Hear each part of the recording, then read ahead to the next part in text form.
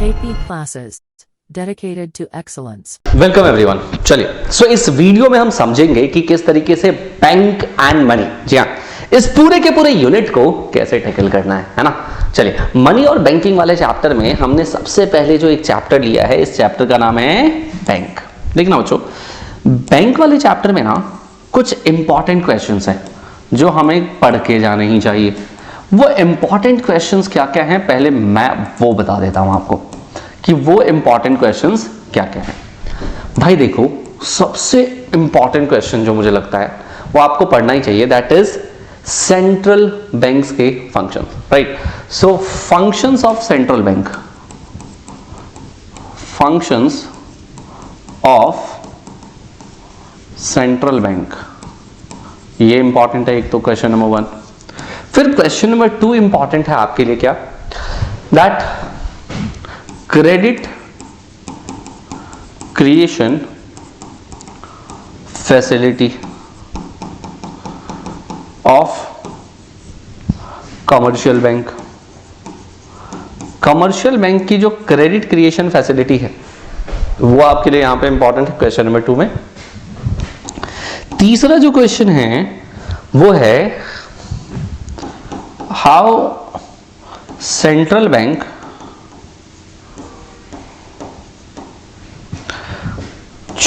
give a check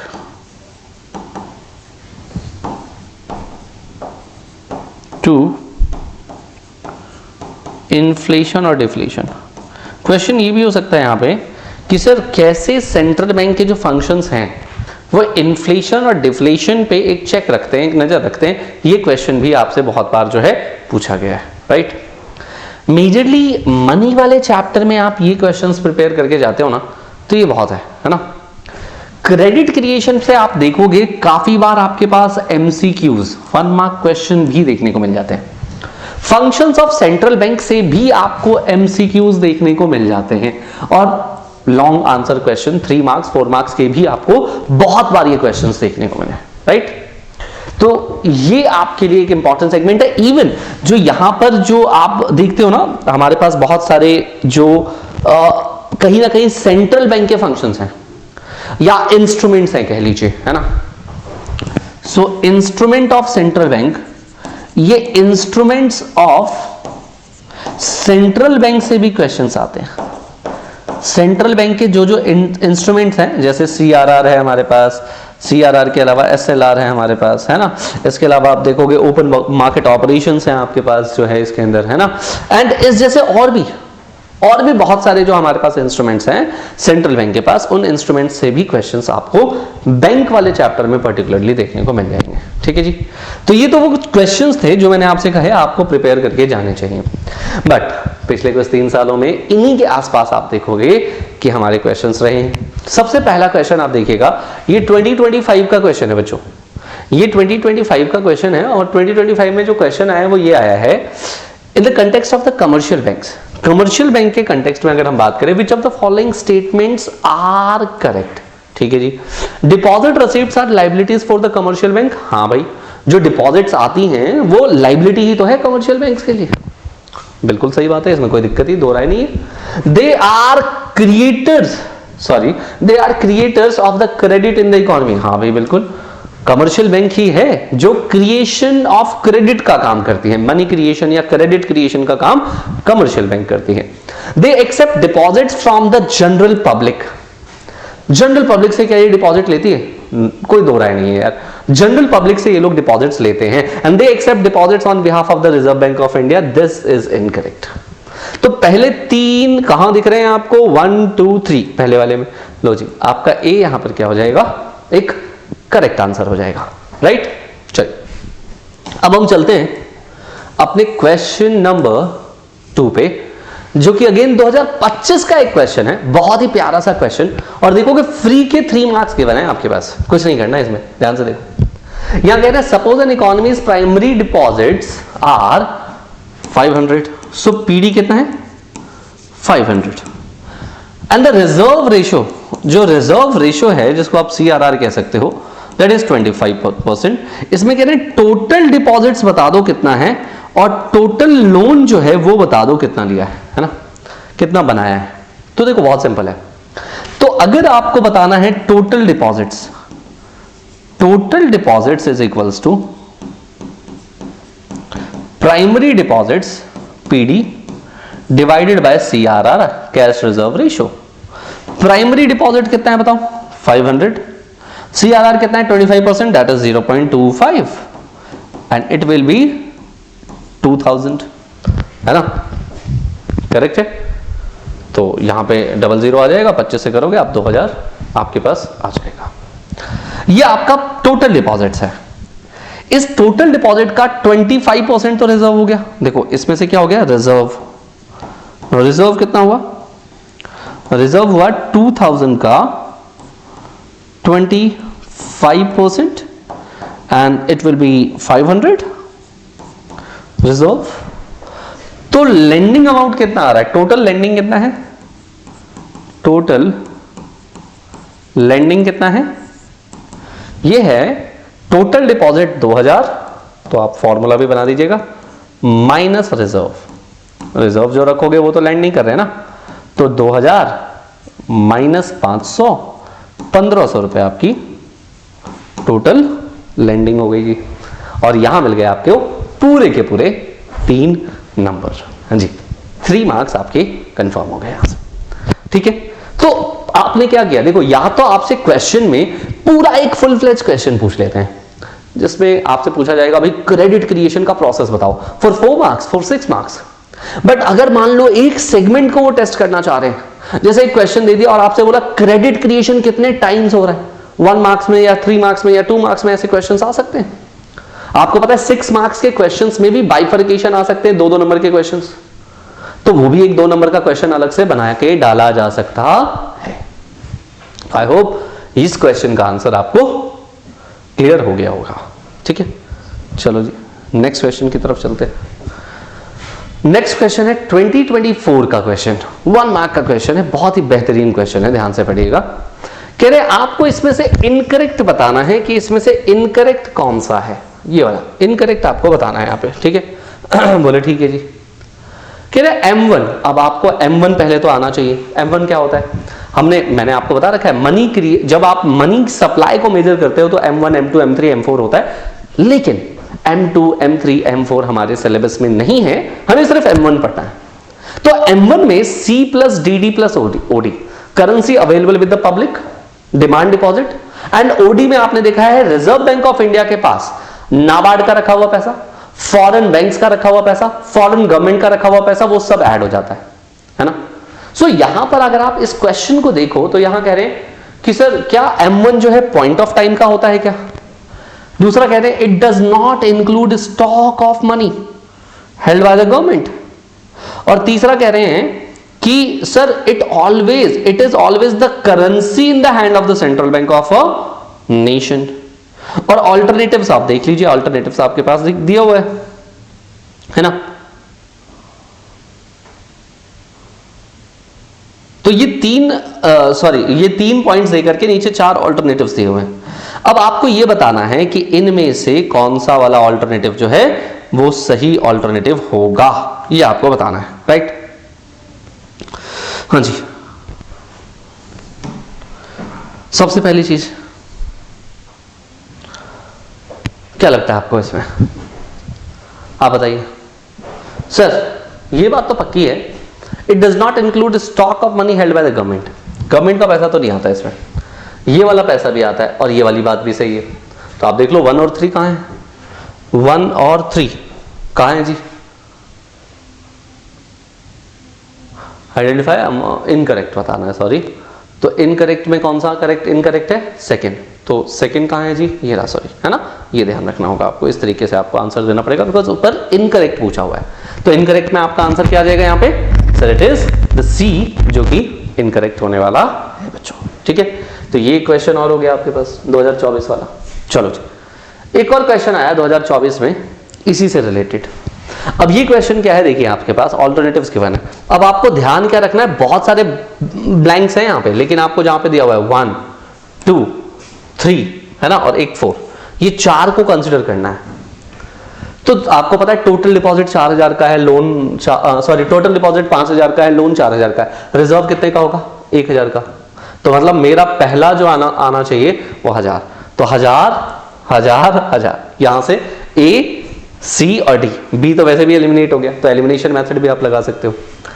दूसरा जो है हमारे पास, सर देखो 4000 रुपए अकाउंट में है, अब आपको ये समझ में आ जाना चाहिए रिजर्व कितना रख रहे हैं, 5000 का 1000 रखा था, यानी 20% रख रहे हैं।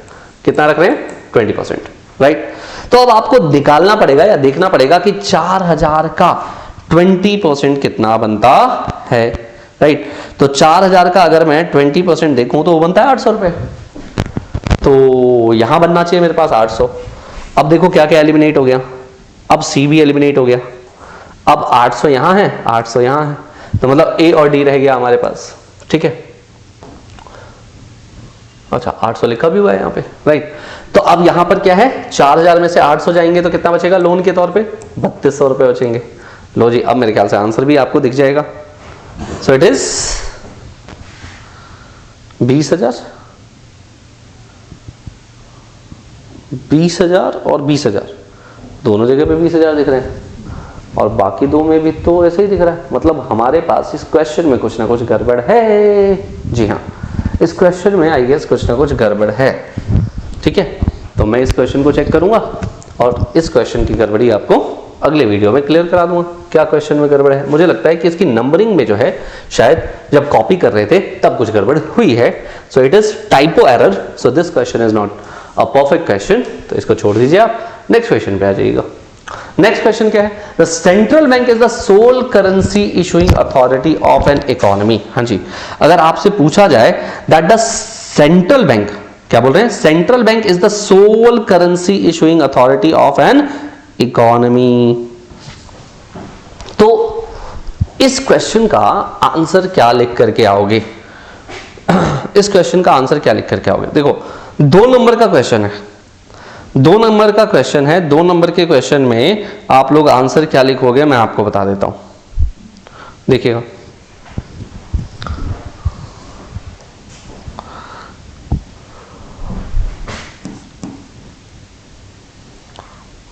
सेंट्रल बैंक, देखो कभी भी ना आरबीआई मत लिखना, आपको लिखना ही है central bank is a sole currency issuing authority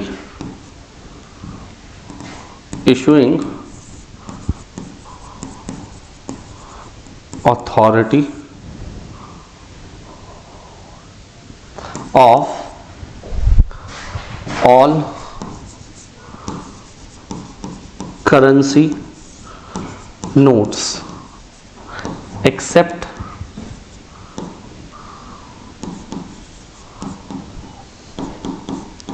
₹1 note, and second लिखो all coins, all coins. It enjoys monopoly status in issuing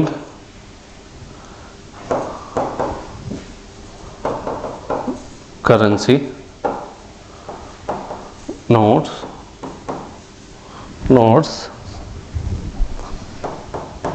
it also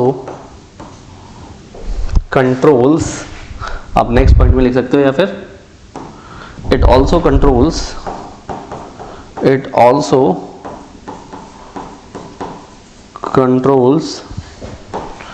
money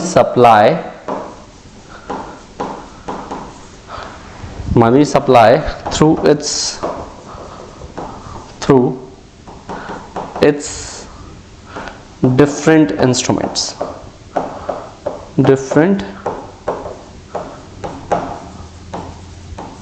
instruments, hence इसके आगे आप यहां लिख सकते हो hence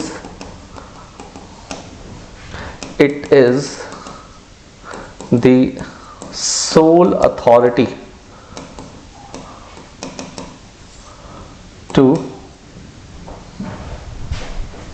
control the money supply and inflation or deflation etc.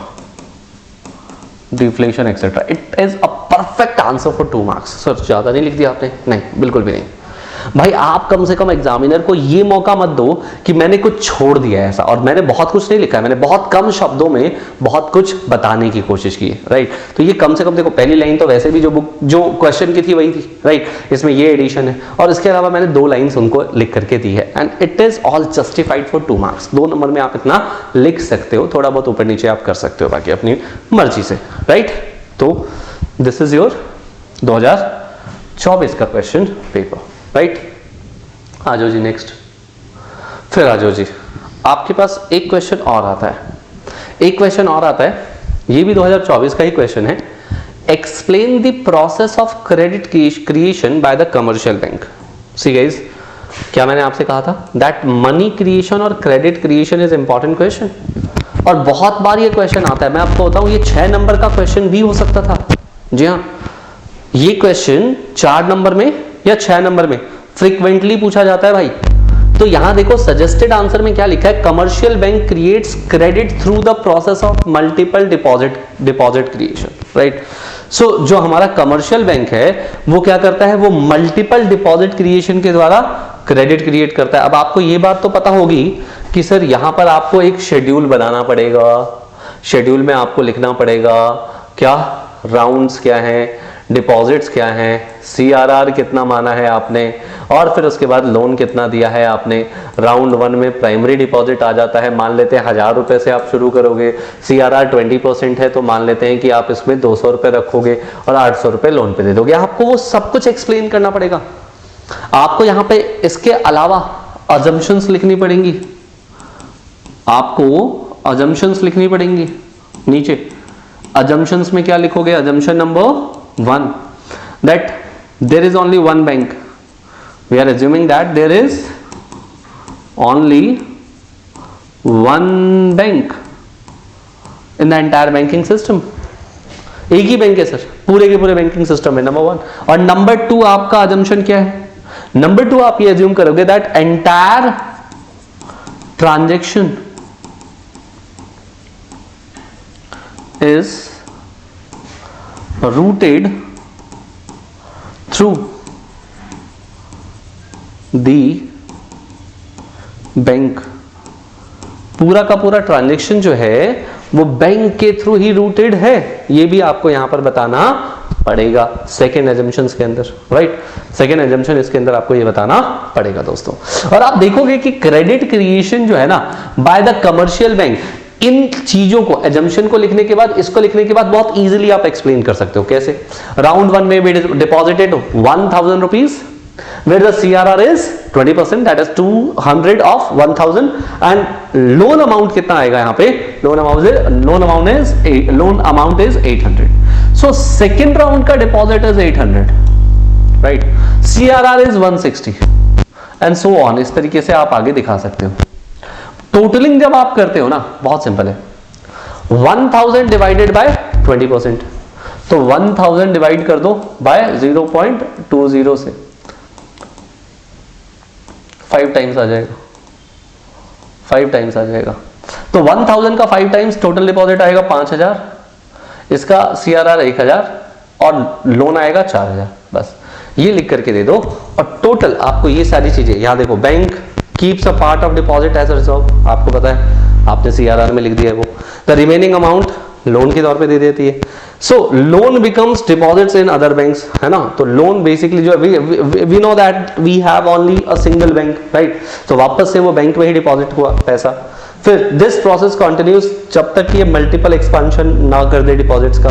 तो कहने का मेरा मतलब क्या है कि आपको ये पॉइंट्स जो हैं आपके सजेस्टेड आंसर के तौर पे मैंने आपको दिए हुए हैं, आपको लिख करके आने चाहिए बच्चों, right. So I hope you are clear with this 4 mark question कि 4 नंबर के क्वेश्चन का आंसर आप कैसे दे करके आएंगे बच्चों, करेक्ट। आज एक और क्वेश्चन लेते हैं। ये क्वेश्चन है इस बार हमारे पास 2023 का। क्वेश्चन क्या कहता है, Which of the following is not a function of the central bank? इनमें से कौन सा सेंट्रल बैंक का फंक्शन नहीं है? सबसे पहले आप बताओ, करेंसी इशू करती है नहीं करती? करती है sir. Custodian of cash reserve होता है sir. Acceptance of public deposit, no. Public deposit कभी भी, भाई जो सेंट्रल बैंक है ना वो तो कभी भी पब्लिक से डील करती ही नहीं ना। सेंट्रल बैंक तो कभी भी पब्लिक से डील करती नहीं, तो इसीलिए पब्लिक डिपॉजिट कभी भी ये एक्सेप्ट करने वाले नहीं है। क्या ये बैंकर्स बैंक है? हाँ जी, आप जानते हो, this is the bank for the bank, है ना। बैंकों का भी बैंक माना जाता है हमारा जो सेंट्रल बैंक है वो, right. Very easy one, right. So ये भी एक आसान क्वेश्चन था आपके लिए। अब आ जाइए, एक 3 नंबर का क्वेश्चन और है। क्वेश्चन क्या पूछ रहा है, देखो क्वेश्चन आपसे कह रहा है sir explain the bankers bank function. हाँ जी, क्या एक्सप्लेन करना है? बैंकर्स बैंक फंक्शन, आपसे जो अभी डिस्कस किया था, बैंकों का बैंक। You know that we have commercial bank, और जितने भी कमर्शियल बैंक्स हैं, जितने भी कमर्शियल बैंक्स हैं, इन सभी बैंकों का एक बैंक होता है। एक सेकेंड गाइस, हाँ जी, जितने भी कमर्शियल बैंक्स हैं उन सभी बैंकों का एक बैंक होगा। जितने भी कमर्शियल बैंक्स हैं उनका बैंक सेंट्रल बैंक होता है, उनका भी एक बैंक होता है सेंट्रल बैंक। तो आपको लिखना है central bank act as what?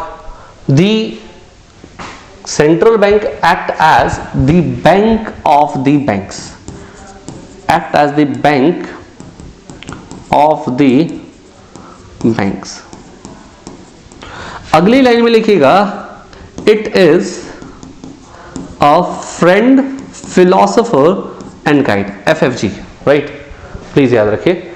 So the central bank is a friend philosopher and guide. Central bank किसका काम करता है? फ्रेंड का काम करता है, फिलोसोफर का काम करता है एंड गाइड का काम करता है, राइट। इट कीप्स रिजर्व, ये अब यहां पे आप देख सकते हो, it keep reserves of commercial bank. It provides loans and advances to the commercial bank and also act as the clearing house for all commercial banks। जितने भी कमर्शियल बैंक्स हैं उन सारे के सारे कमर्शियल बैंक्स के लिए ये क्या कर रहा है? क्लियरिंग हाउस की फैसिलिटी प्रोवाइड कर रहा है। तो आप ये अगर 4-5 चीजें 3 नंबर में मेंशन करके आते हो ना, आपका काम यहां से इजी हो जाता है बच्चों।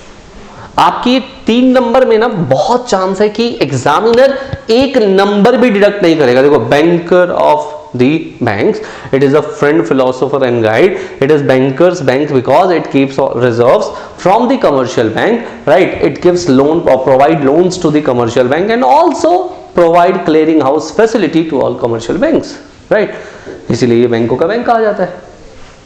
आप इसमें एक लाइन और एंटर कर सकते हो, as like when general public have banks, the commercial banks have central bank. As like general public have their banks, so as ऐसे ही आप देखोगे the commercial banks have the central bank, right? तो commercial bank के पास वैसे ही क्या है बच्चे? central bank भी देखने को मिलता है। Now one more question, very interesting question for 4 marks. Explain 2 functions of the commercial bank. अब सब सवाल उठता है, सर क्या हम तो एक ही जानते हैं, हमें तो पता ही नहीं। अरे भाई सिंपल है ना, ये क्वेश्चन वैसे पहले आ रहे थे 2023 वगैरह में, आप देखोगे ये क्वेश्चन आया हुआ है जैसे, लेकिन अभी पिछले 2-3 सालों से नहीं आ रहा है। बट क्या चांस बनता है कि अब आपसे पूछ लें? बिल्कुल बनता है। अब आपसे ये क्वेश्चन पूछा जा सकता है, बिल्कुल फॉर श्योर पूछा जा सकता है। तो यहां आप देखोगे this is first is what? Accepting deposit. Accepting deposit, commercial bank accept करता है deposit from the public in the form of the saving, current and fixed deposit, है ना। एंड दूसरा क्या है? एडवांसिंग लोन्स प्रोवाइड करते हैं ये लोग, है ना। तो लोन्स भी ये प्रोवाइड करते हैं डिफरेंट पर्पसेस के लिए, है ना। तो वो भी आप यहाँ पर एक्सप्लेन कर सकते हो। मैं तो आपको पढ़ाता भी हूँ कि भाई लोन भी कितने तरह के होते हैं, 4 तरह के लोन हम लोग अपनी क्लास के अंदर पढ़ाते भी, right. But this is not the right place जहां पर मैं आपको अभी ये सारी चीजें बताऊं। तो ये एक कमर्शियल बैंक का ये भी फंक्शन आप देख सकते हो, right. And that's it for the banking वाला पार्ट। बैंक वाले चैप्टर में आपको इतनी तैयारी करके जानी है कि यहां से जो क्वेश्चन आ जाए आप कर सकते हो। आप इन क्वेश्चंस को जरूर से रेफर कीजिए, आप अपने एग्जाम में इसे पाओगे बिल्कुल भाई साहब। चलिए मिलते हैं नेक्स्ट वीडियो में, thank you. KP classes dedicated to excellence.